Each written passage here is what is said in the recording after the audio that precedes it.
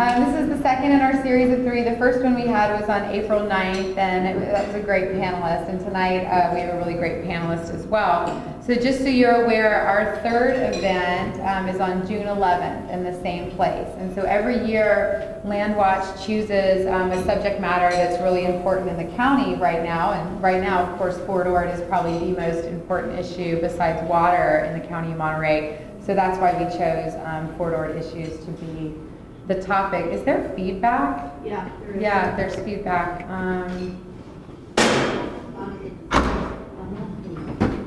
Hello? Director of LandWatch Monterey County. Only nonprofit in Monterey County with a paid staff solely dedicated to land use policy, so that's kind of our neat niche.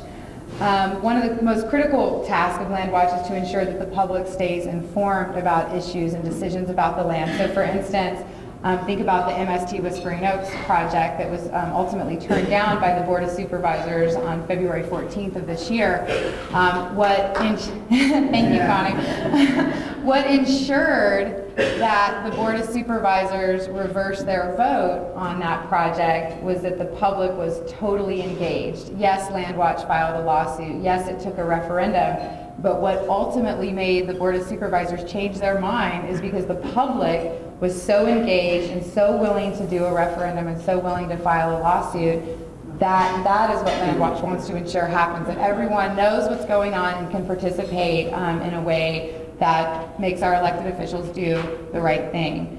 So I want to introduce a few of our board members that are here tonight. We have a board of 9, and there are, I think, 4 of them here tonight. So we have Matthew Sunt, the tallest member of our board, I think.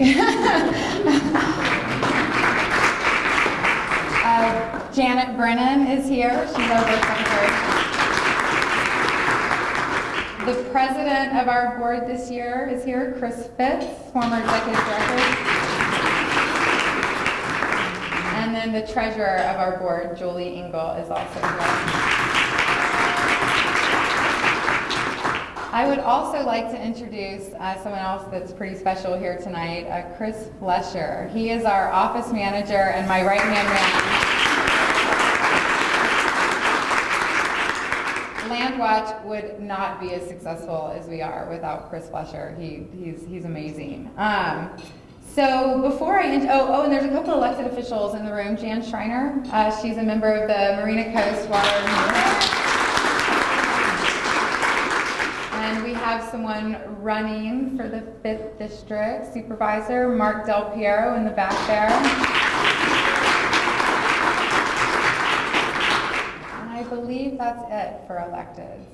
So before I introduce the panel, I'd like to pass around a sign-in sheet. So a lot of you here tonight are already members of LandWatch, the great organization that's holding this event tonight. But if you're not and you don't mind us getting back in touch with you, I send out about 3 emails a month, about 5 newsletters a year, and the purpose of those communications are really just to keep you informed about decisions about our land that are coming down the pipe. And we, like I said before, we pride ourselves on keeping our members in the community informed about decisions about our precious land. Okay, so now it's time to introduce the panel.